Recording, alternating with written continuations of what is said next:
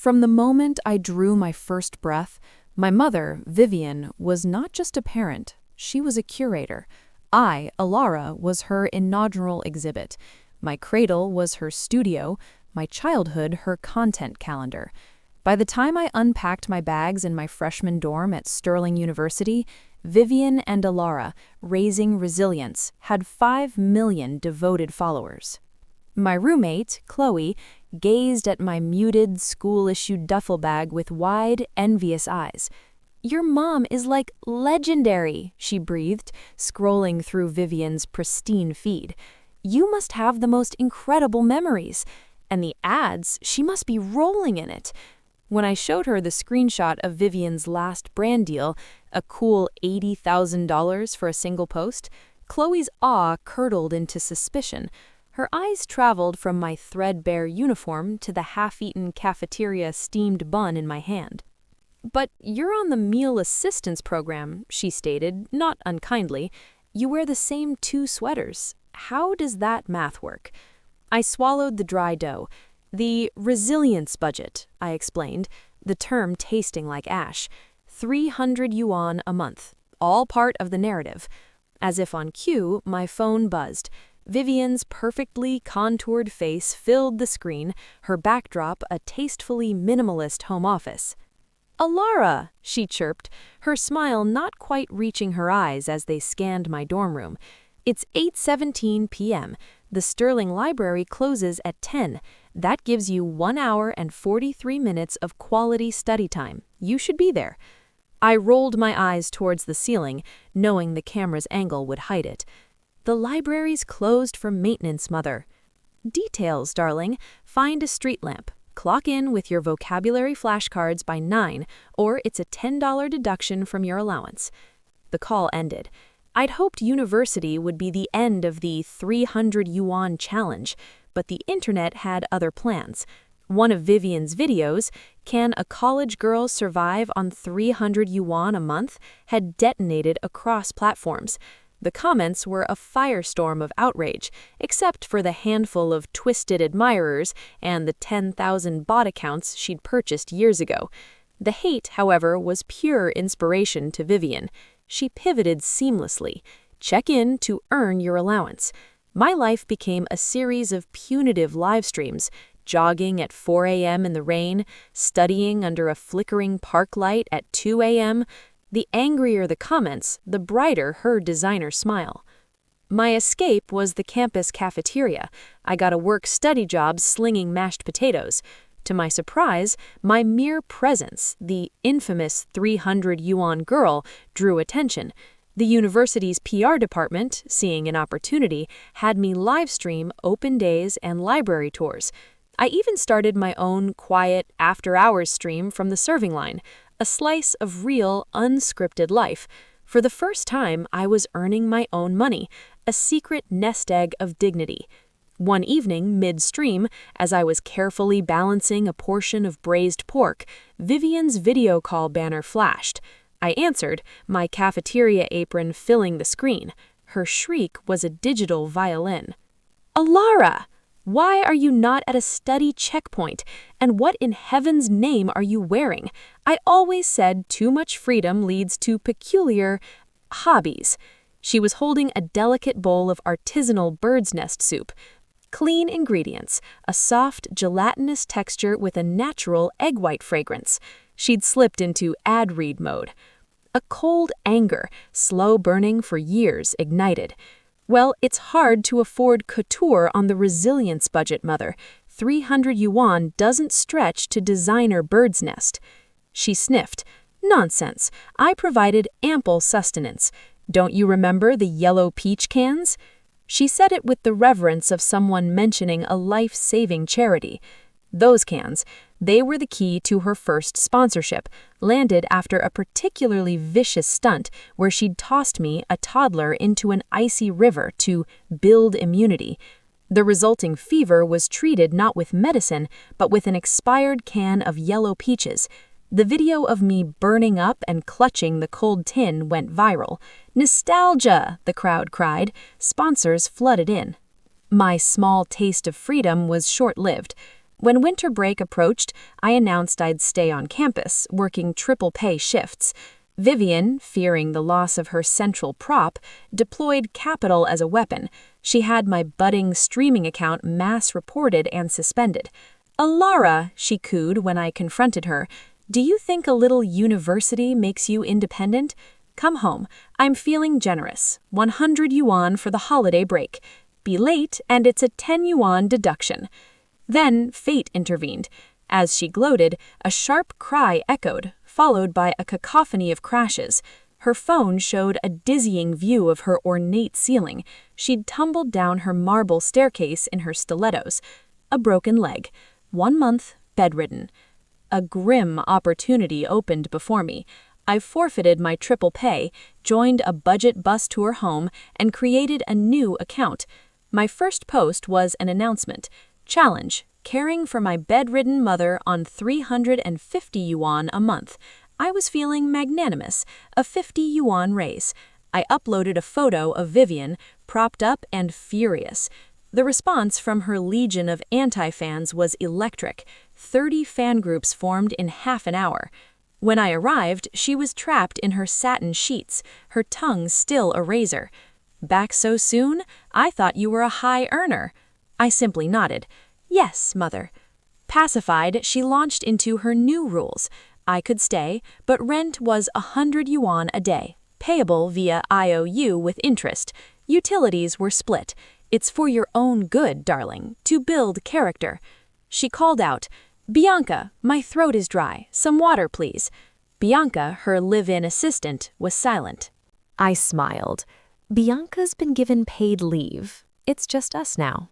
Then I began unpacking my equipment. Ring lights, a high-quality microphone, a tripod. Her face paled as the familiar tools of her trade were turned against her.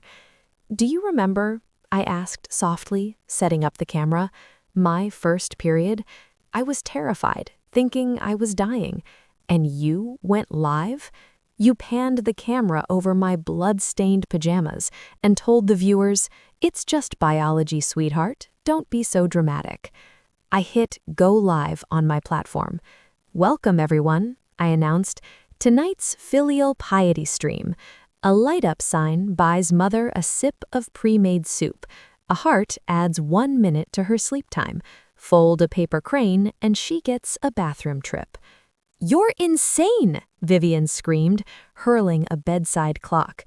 It shattered against the wall. I adjusted the camera, framing her perfectly in her bed of confinement.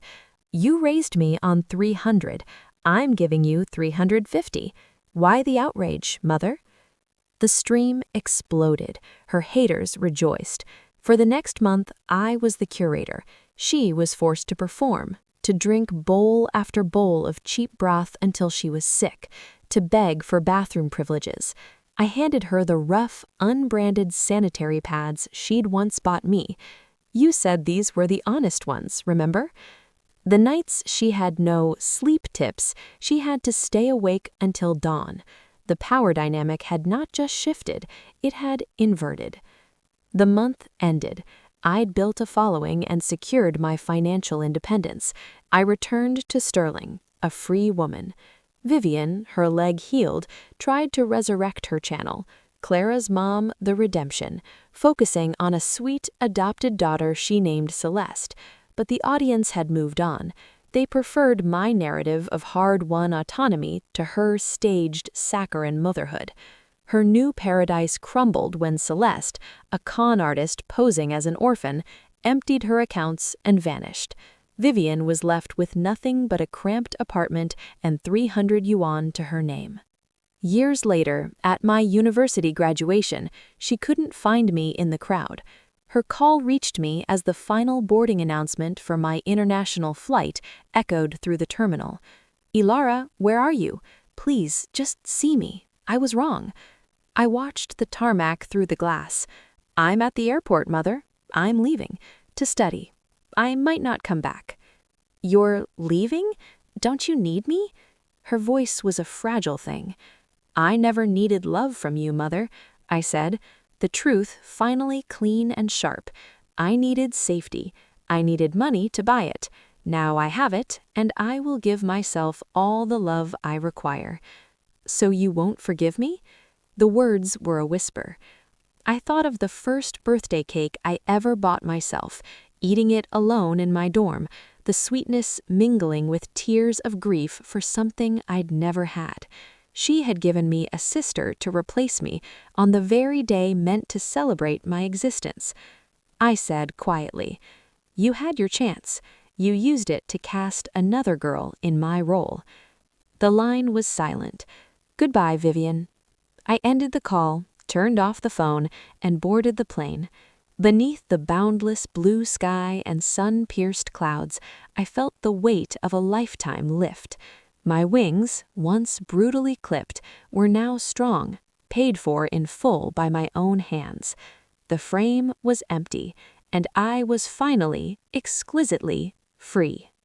The hum of the jet engine was a lullaby of liberation.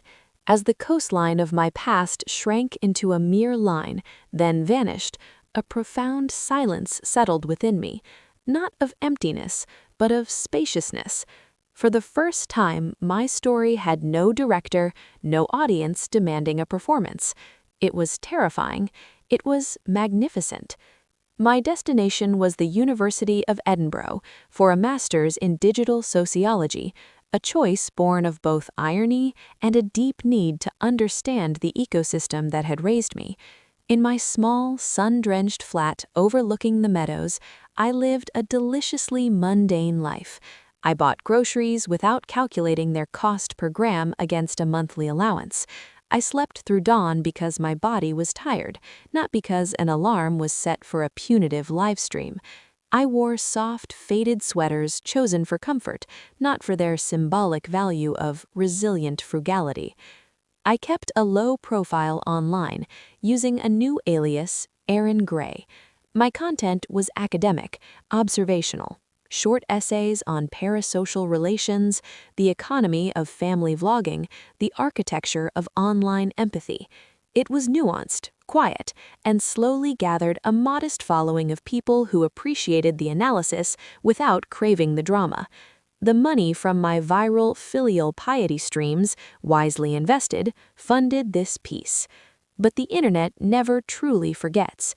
A year in, a popular commentary channel did a deep dive retrospective titled The 300 Yuan Girl, Where Is She Now? They spliced clips of my childhood check-ins, my cafeteria live streams, the explosive month of role reversal. They painted me as a tragic heroine who had escaped. The video trended. My alias was quickly pierced. Overnight, my quiet academic channel was inundated with messages. Among the supportive messages were others. Ungrateful daughter, she exploited her mother's accident for clout.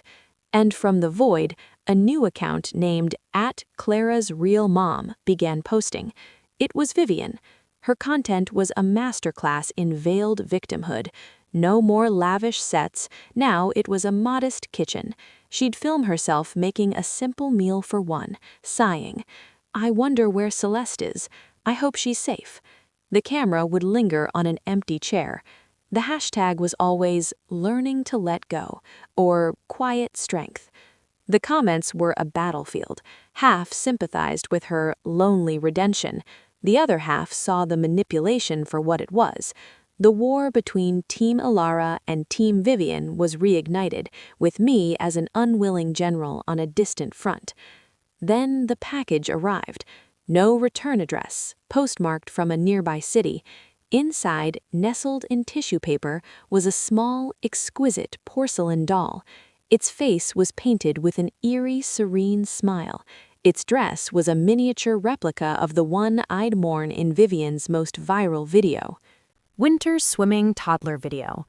A note, in handwriting I'd known since childhood, read, "A reminder of where true resilience is born. A mother never forgets her masterpiece. V." A cold finger traced my spine.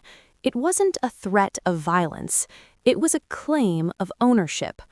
She was reminding me that in the museum of her narrative, I was still her most prized exhibit, even if I was on loan to another continent.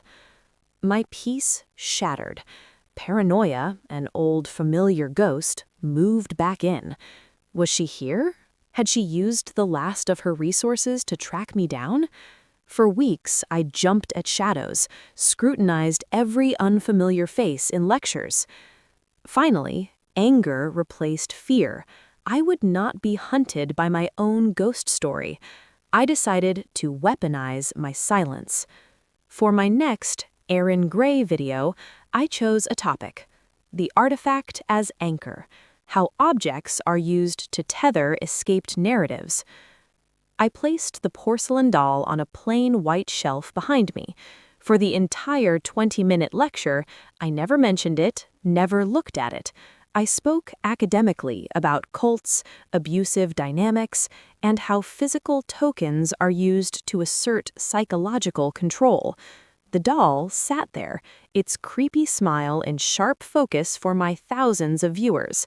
The internet, being the internet, did the rest. Reddit threads exploded. Is that the doll from the 300 yuan stream? TikTok edits zoomed in relentlessly on its face. The conversation shifted from, "Where is Alara?" to, "Why did her mother send her that?" Vivian's victim narrative cracked under the weight of that single, uncommented upon prop.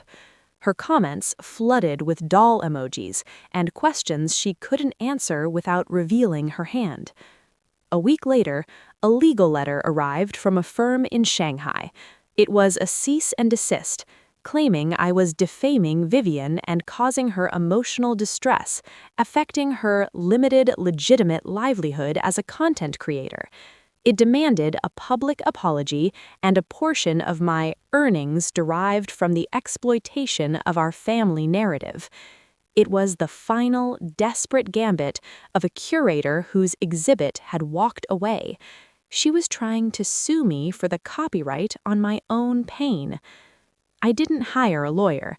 Instead, I filmed one last video as Aaron Gray. No academic pretense. Just me, in my soft sweater, facing the camera in my quiet flat. "Hello," I said, my voice steady. For years, my life was not my own. It was a storyboard, a script, a stream. I have spent the last year learning to be a person, not a protagonist. I am now being threatened with legal action for telling my own truth. I will not be litigated back into a supporting role. I held up the legal letter, then the porcelain doll.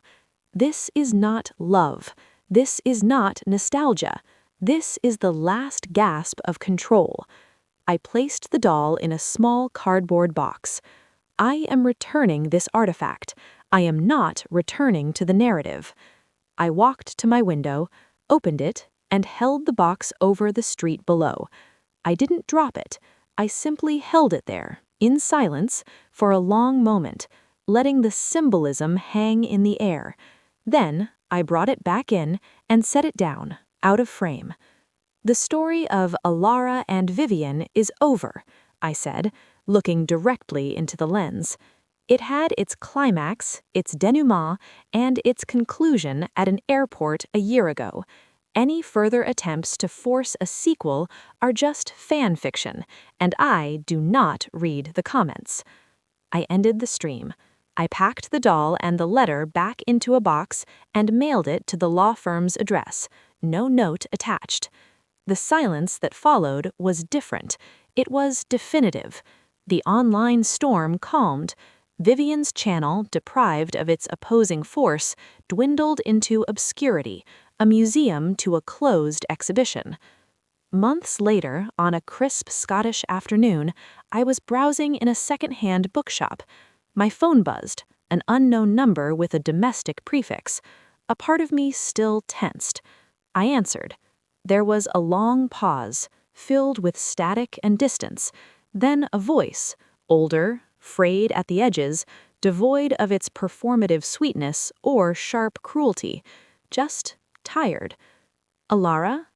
It was her. I said nothing. "I received the box." Another pause. The lawyer dropped the case, said there was nothing to litigate.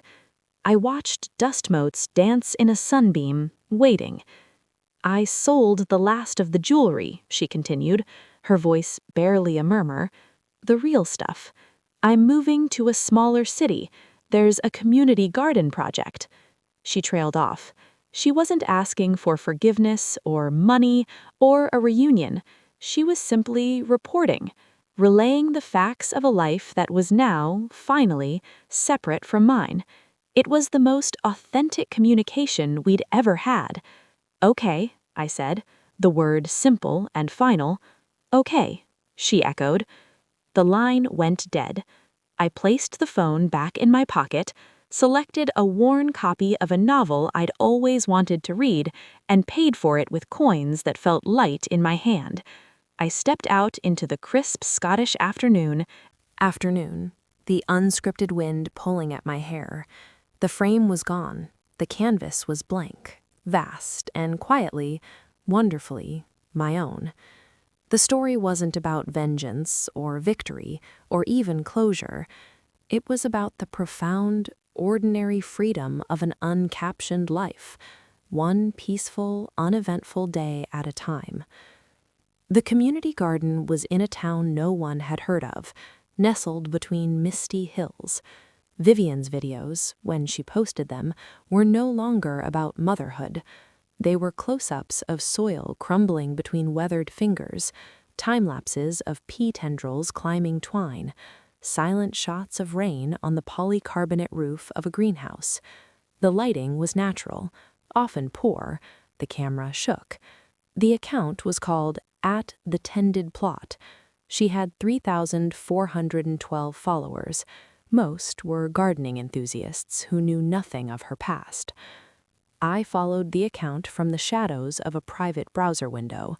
It became a morbid, then a meditative ritual. I saw her hands, now chapped and bearing a thin white scar across the knuckle, press seeds into trays. I saw her wrestle with a cantankerous rototiller older than I was. There were no words, only the crunch of gravel, the chirp of sparrows, the low hum of a bee. For 2 years, this was our only contact. The curated trauma had been replaced by an uncurated, mundane struggle against weather and weeds. It was, I had to admit, the most honest work she'd ever done. My life, in contrast, was one of curated success. Erin Gray completed her thesis, Digital Identities and the Dissociation of the Performed Self, to quiet academic acclaim. I was offered a consulting role with a tech ethics firm in London.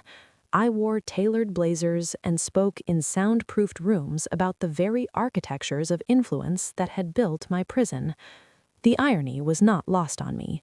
I had become an expert in the ecosystem that had once farmed me. I was financially secure, professionally respected, and meticulously, purposefully alone. The call came on a Tuesday. The area code was from her province.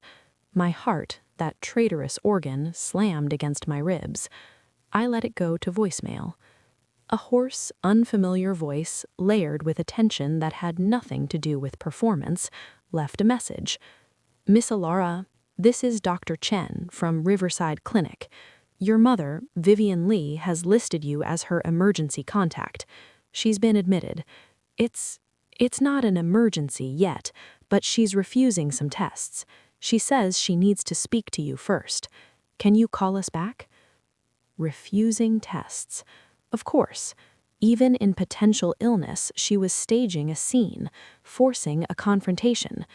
I felt the old, familiar pull of her gravity, the resentment hot and acidic in my throat. I deleted the message. I blocked the number. For 3 days, I threw myself into work. I gave a presentation on algorithmic empathy. I dined with colleagues. I did not watch At the Tended Plot.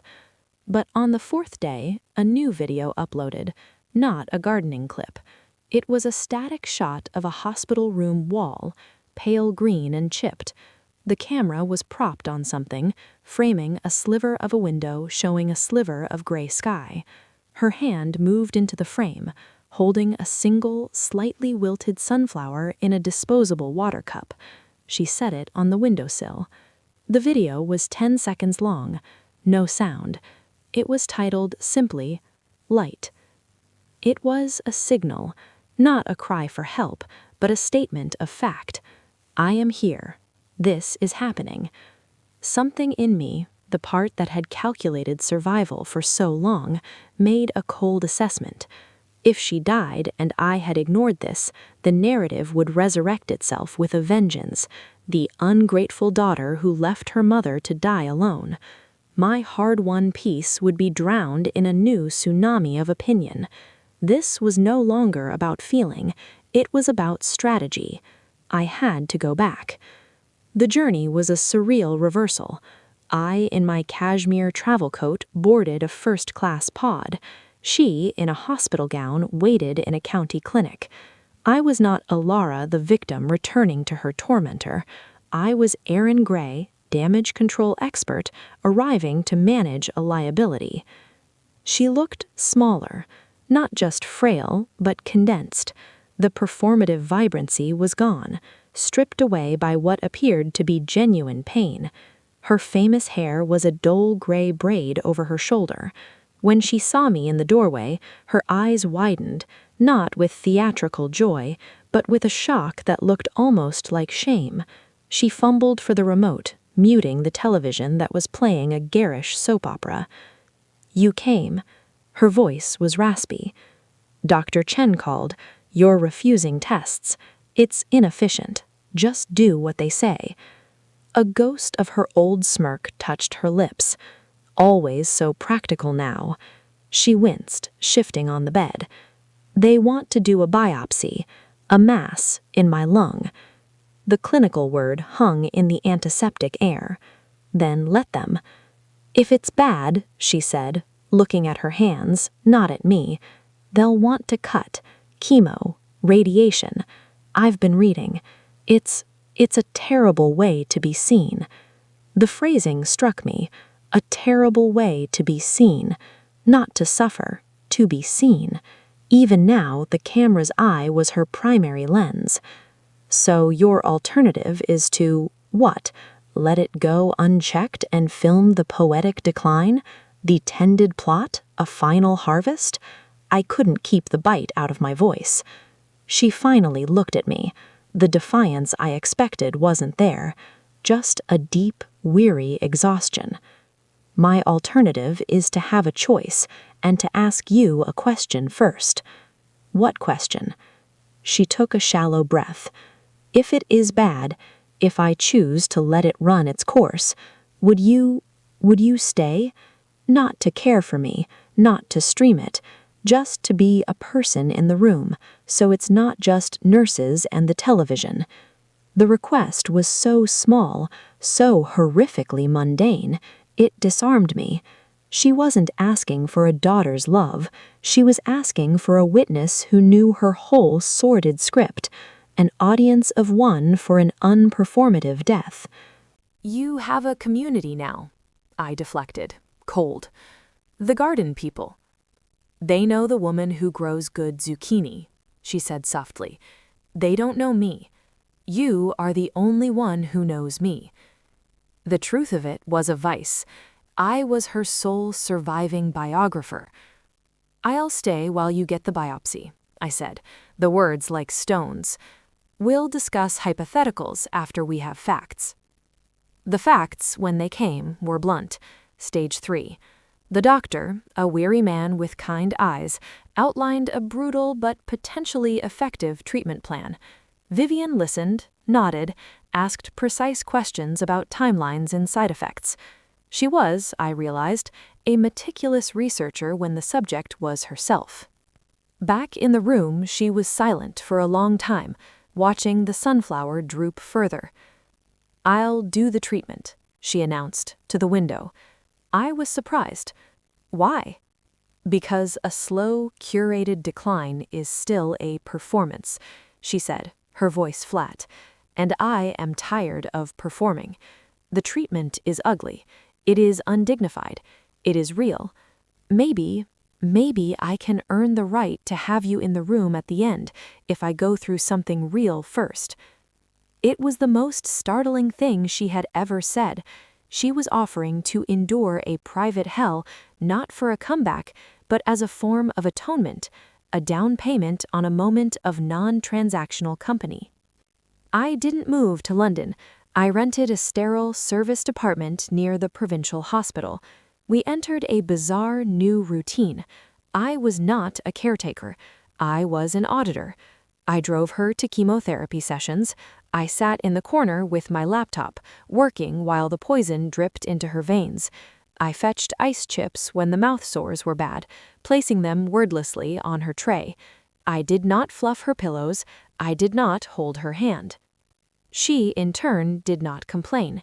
She vomited quietly into the basin. She lost her hair and wore a plain cotton cap without commentary. She stopped filming altogether. The tended plot went dormant. One night, after a particularly harsh treatment, she was shaking with a fever. The nurse had given meds and left. The room was dark, lit only by the glow of the monitor.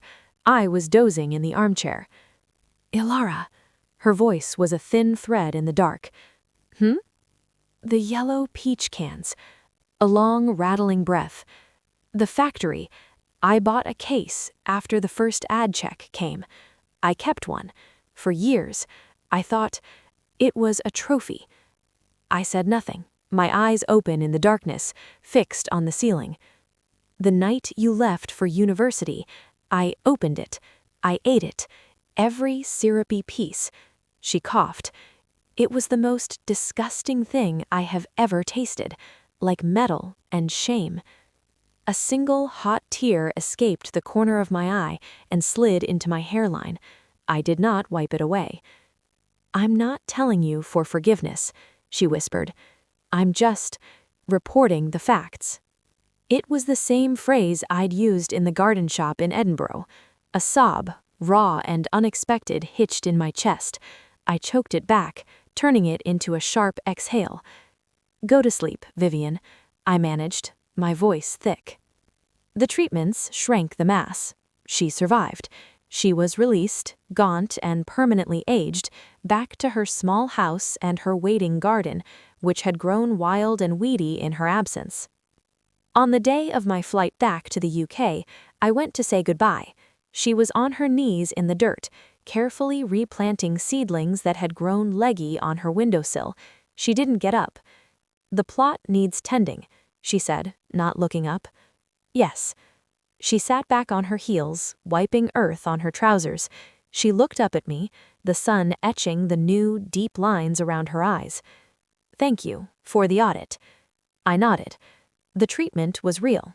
You did that." A faint, real smile, one I don't think I'd ever seen before, touched her face. It was small and sad and held no demand. It was. It is. I turned to leave. "Ilara?" I paused. "The soil here," she said, her hand resting on the dark earth. "It's good. It's honest. Things grow or they don't, but it's never about the story. It's just about the sun and the rain." I didn't know what to say, so I just nodded again and walked away. On the plane, high above the clouds, I opened my laptop. I opened the draft of a personal essay I'd been trying to write for years. I deleted the title, "On Survival." I typed a new one. "On Soil and Sunlight. Notes from an Unfinished Garden." I didn't write about her. I didn't write about me. I wrote about the stubbornness of zucchini, the patience of root vegetables, the way a weed could be a flower in a different context. I wrote about tending something not for harvest, but for the simple daily practice of care. I published it under my own name, Ilara Lee, for the first time.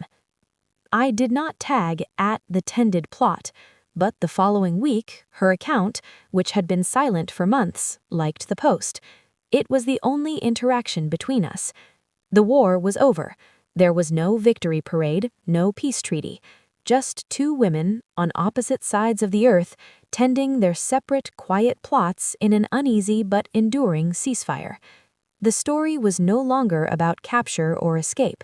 It was about the long, slow work of growing something new in the scarred and fertilized ground of the past. 5 years passed in a rhythm of gentle, deliberate tides. My life in Edinburgh settled into a quiet, professional hum. I led the tech ethics team, my work shifting from the dissection of Trauma to the architecture of healthier digital spaces, preventative medicine for the soul, as I thought of it. I bought a small, stone-built cottage on the city's outskirts with a pocket of wild garden. I learned the names of the native flowers: lady's mantle, foxglove, melancholy thistle. The tended plot updated sporadically. Vivian's content remained wordless, a visual haiku of rural life, a frost-etched cobweb on a beanpole, the gnarled, empty shell of a winter squash. Her hands, more lined now, sifting saved seeds from a paper envelope. Her follower count hovered steadily around 5,000, a quiet, devoted community that discussed companion planting and compost ratios in the comments, a world away from the firestorms of her past. Our contact was limited to a single annual transaction. Every autumn, on the anniversary of my return to the UK after her illness, a parcel would arrive. No note. One year, a bundle of dried lavender. Another, a jar of honey so dark it was almost black, from bees that had fed on her buckwheat. Another, a handful of smooth, river-worn stones. I would send, in return, a book, always non-fiction, a history of Scottish botanists, a philosophical text on silence, never a message. It was a silent, mutual agreement, an exchange of evidence that we were both still here, growing things.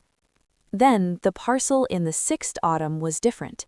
A small wooden box, hand-carved and smelling of cedar. Inside, nestled in raw wool, was a single, perfect persimmon, its skin a luminous orange, and beneath it a piece of rice paper, folded. On it, in her now trembling script, were just 3 words: "The tree fruited." I stared at it. The persimmon tree. I remembered it. A spindly, sickly sapling she'd planted the year I was born, part of some short-lived legacy orchard sponsorship. It had never borne fruit. It was a punchline in her old streams. My daughter and my tree, both such delicate investments. I'd assumed it had died years ago. I placed the persimmon on my kitchen windowsill. It glowed like a miniature sun against the Scottish grey. The 3 words felt monumental. It was not an appeal. It was a simple, profound report. Against all odds, without any performance, something she had planted long ago had finally, quietly, become fertile. It demanded a different kind of response. I didn't send a book. I booked a flight. I didn't tell her I was coming. I rented a car at the provincial airport and drove the familiar, now unfamiliar roads. Her town had changed a little, brighter, a little more prosperous. I found her house at the end of a lane, not from memory but from following the uploaded images from her feed. The garden was magnificent, not manicured but full, a glorious, chaotic tapestry of edible and ornamental, buzzing with late-season bees. She was on her knees at the far end, digging up a clump of potatoes. She wore a broad-brimmed hat and mud-stained gloves. I stood at the rusted gate, watching. She felt the presence, as people who have spent a lifetime sensing an audience often do. She sat back, turned, and shielded her eyes. There was no dramatic gasp, no tears. Her face, leathered by sun and years, went still. Then, slowly, she nodded, as if confirming a long-held hypothesis. She pulled off a glove and patted the earth beside her. I walked down the path, the scent of rosemary and damp soil rising around me. I sat on the grassy edge of the raised bed, not touching her, careful of the potatoes. We sat in silence for a long time, watching the clouds scud over the hills. The only sounds were the bees, the distant cluck of chickens, and the soft thud as she brushed soil from a potato and dropped it into a basket. "It's a good yield," she said, finally, her voice raspier, grounded by the open air. "It is." "The persimmon," she said, not looking at me. "The first one was for the birds. The second had a worm. This was the third, the first good one. Thank you for sending it. She nodded, examining a potato for scabs. You came. I did. Another long silence, comfortable in its weight. I'm dying, she said, as casually as if mentioning the weather. The words didn't shock me. I'd seen the slight tremor in her filmed hands, the new gauntness in her last video. I'd known somehow that the persimmon was a full stop, not a comma. The cancer? I asked. No, heart. Worn out. The doctor says it's a slow winding down, like a clock. She tossed a clean potato into the basket. No more treatments, just this. I looked at the vibrant, teeming life of her garden. The irony was absolute. She was cultivating a riot of life, while her own was quietly ebbing. What do you need? I asked. It was the practical question, the one I'd asked in the hospital. She finally looked at me, her eyes the same hazel, now set in a map of wrinkles. To finish the harvest, and I need you to listen. That was how the final act began, not with a camera, but with a voice, not a performance, but a testimony. Every morning for 2 weeks, I would arrive at dawn. We would work side by side, harvesting beans, pruning late roses, turning compost. And as we worked, she talked. She didn't tell the story of Vivian and Alara. She told the story of a lonely, fiercely ambitious girl who saw a screen as a portal to a world that would finally see her. She spoke of the terrifying, addictive rush of her first viral hate comment. She described the moment she held me as a newborn, not with overwhelming love, but with the dizzying realization that I was the ultimate, authentic prop. She confessed the fear that was the engine of every cruel stunt, the fear that without the drama, she was nothing. She spoke of the hollow, metallic taste of every branded meal eaten alone in a big, quiet house. She did not ask for absolution. She simply laid the facts of herself, like the potatoes on the soil, for examination. I listened. I rarely spoke. Sometimes I would ask a clarifying question. What did you feel when the police pulled me from the river? Relief, and then, a minute later, panic that the live stream had been interrupted. One afternoon, as we sat shelling peas on her porch, the bowl between us, she said, "The worst day was not any of the ones I filmed." I waited. "It was the day you graduated. I watched the live stream the university posted. I saw you walk across the stage. You didn't look into the crowd for anyone. You just took your diploma, nodded, and walked off. You looked complete. I realized I had spent my life trying to build a monument, and you had become a self-contained continent. I was irrelevant." She dropped a handful of peas into the bowl. "That was the day I truly lost you. The airport, that was just a formality."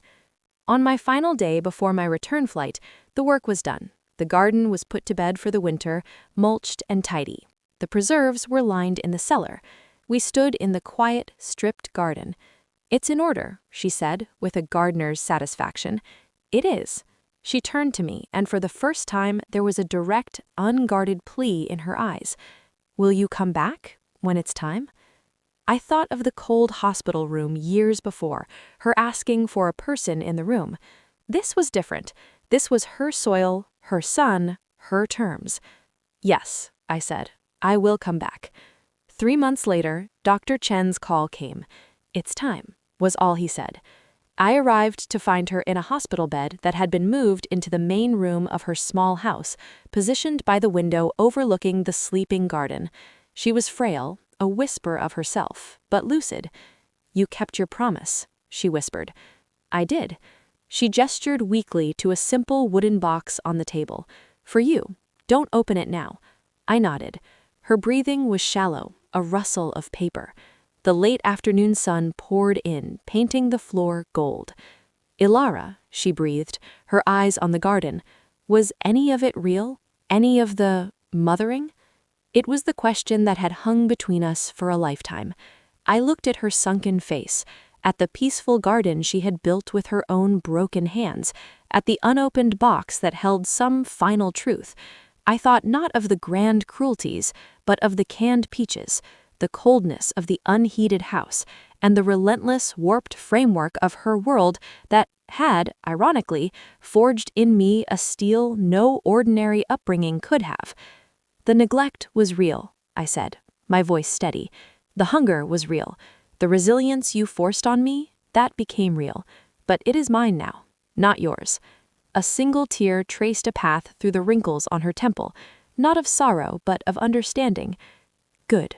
That's a harvest. As the sun dipped below the hill, she closed her eyes. Her breathing slowed, deepened, and then, gently, stopped. There was no drama, just a quiet end to a long, turbulent season. After the nurses had come and gone, after the silent, formal arrangements were made, I sat in the empty house. I opened the wooden box. Inside was not a will, nor a letter of apology. It was a data drive and a small, worn key on a fob shaped like a persimmon.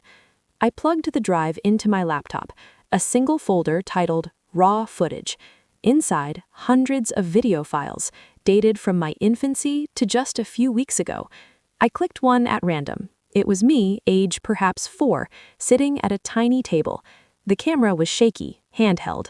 Vivian's voice, young and unmodulated, came from behind it, soft, almost laughing. "Okay, superstar, the oatmeal is lukewarm, just how you hate it. What's the verdict?" On screen, tiny me made a spectacularly grumpy face, then shoved the whole bowl off the table with a shriek of triumph. The camera shook with Vivian's laughter, real and unfiltered. "Oh, you little terror! That's coming out of your college fund." The video ended. I clicked another. Me at 12, furtively reading a novel under the covers with a flashlight. The camera peered from the doorway. No comment, just 10 seconds of watching, then darkness. Another. The day I left for university. The shot was from an upstairs window, filming my back as I hauled my cheap suitcase down the path without looking back.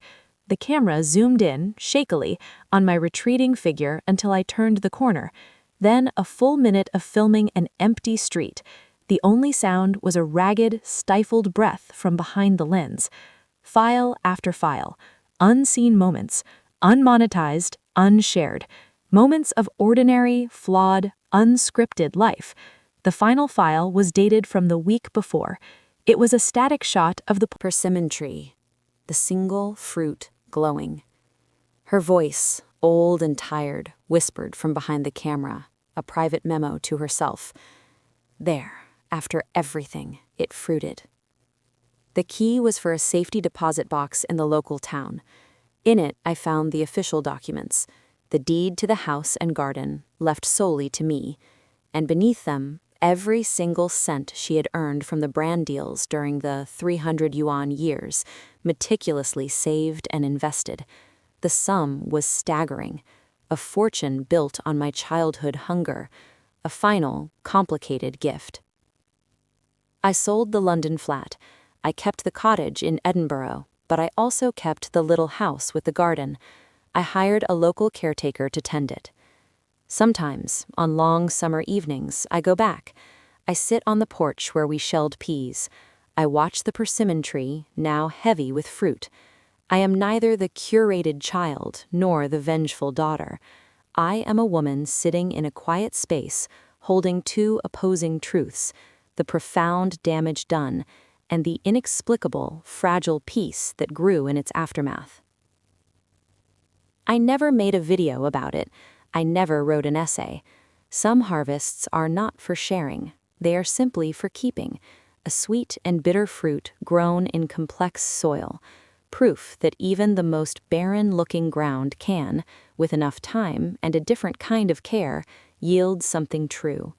The story, our story, finally had its end, not in forgiveness, which is too simple a word, but in a silent, mutual understanding, an archive of raw footage, a quiet garden, and the enduring, unyielding fact of the fruit.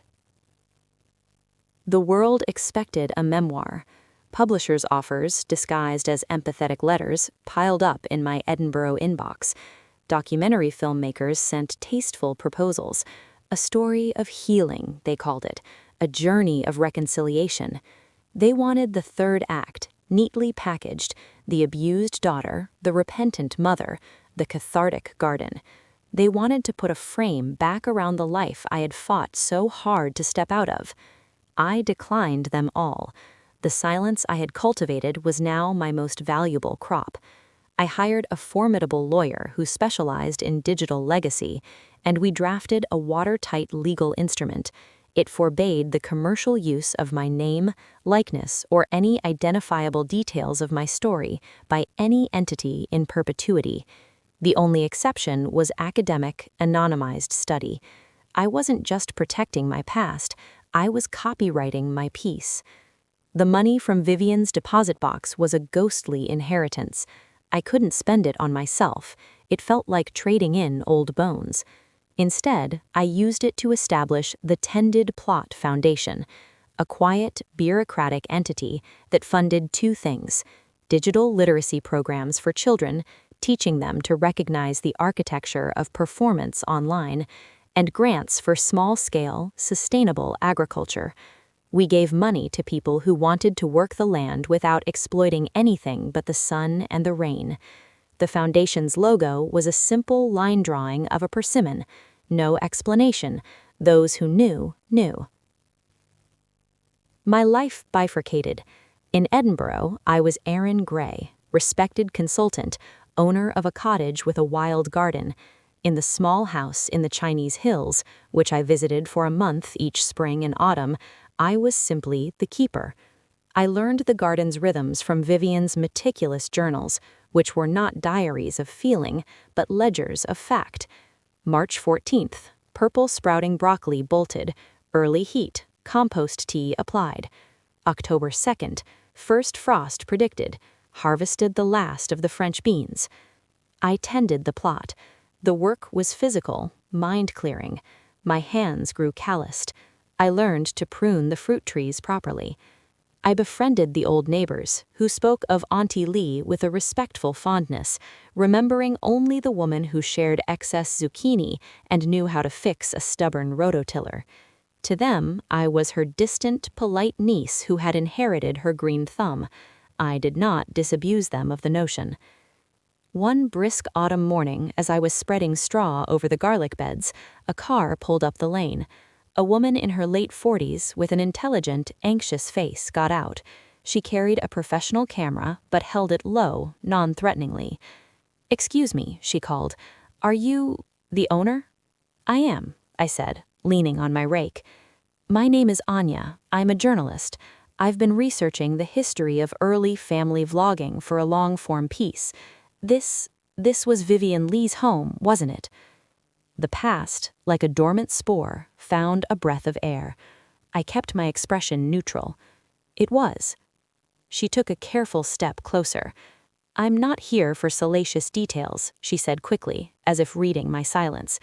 "My piece isn't about villainy or sainthood.